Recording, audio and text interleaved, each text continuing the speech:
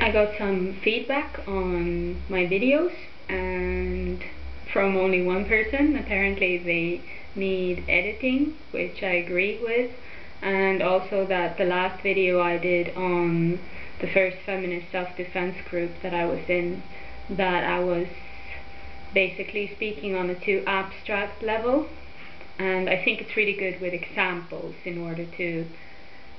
create greater understanding, or to avoid misunderstandings, because it's really easy to interpret abstract talk in whatever kind of direction. So the things that I learned from being in my first feminist self-defense group was that it was really nice to be in a women-only environment. It's more warm and caring, and at the same time, if you're a person like myself with a lot of insecurities, it's also really difficult to get into a group, and especially when groups tend to shape some kind of common identity instead of embracing diversity, and I'm usually the odd one out. What I experienced in relation to the other women, I thought it was really fun discovering in myself that feeling attraction towards other women, it felt more allowing in a sense, and I don't know if it was the first time, but at least the first time I kind of half admitted to myself that I actually felt attracted to another woman, and I was a bit weirded out by her way of communicating sometimes, and also that I discovered this kind of projecting negative feelings on other women. I remember that there was a woman in the group who was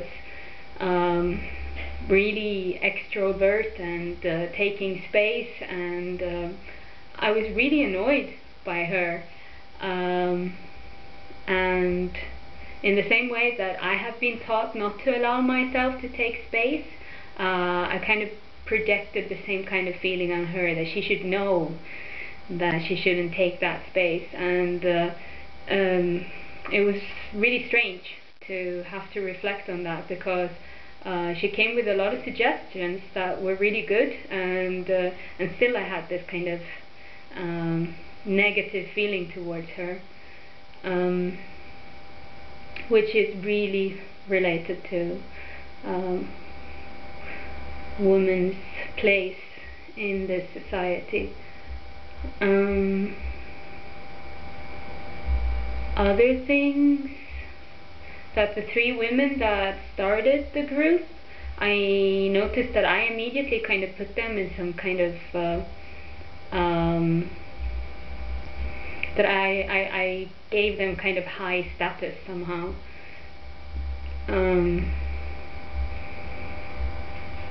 It's really difficult for me in general to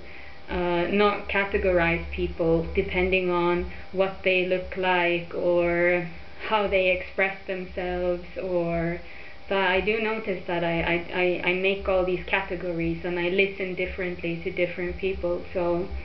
and this is something that really bothers me, because I'm really aware of it, and I try to find ways to change my own ways of behaving and reacting to other people's behavior. I don't really know if I have anything else to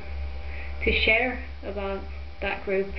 apart from that I was kind of naive in relation to the history of this country, Finland, that there's a 600-year history with rule of the neighboring country where I was born, Sweden, and there's a population about like 5 million, 5.5, I don't really remember, and about 300,000 or so are Finn Swedes, like of Swedish origin originally, and they do get more money related to culture and education and this kind of stuff. And for a long time, I don't know if this law just changed recently, but for a long time the majority had to learn the language of the minority, and a lot of Finn Swedes, they only hang out between themselves, and some of them don't learn to speak Finnish, but they speak Swedish, and that was a surprise to me. And I was kind of gradually getting aware of these differences, and I was very naive in asking questions like, but aren't you really privileged, and this isn't really talked about or recognized, I think, within Finn Swedish, the Finn Swedish community.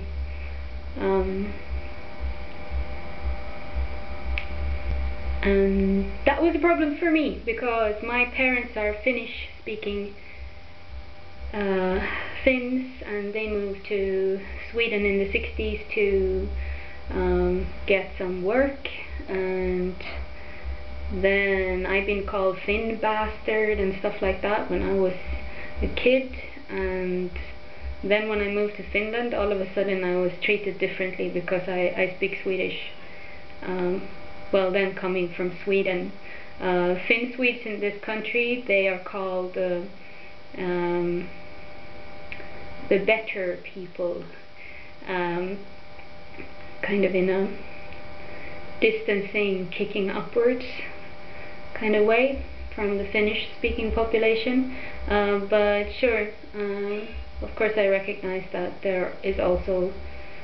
prejudice and ill treatment and bad words in that direction. But yes, it was lovely to be in a women's group, and it was lovely to feel these infatuations and feeling weirded out about other women's behavior and not understanding what was going on. And that's it.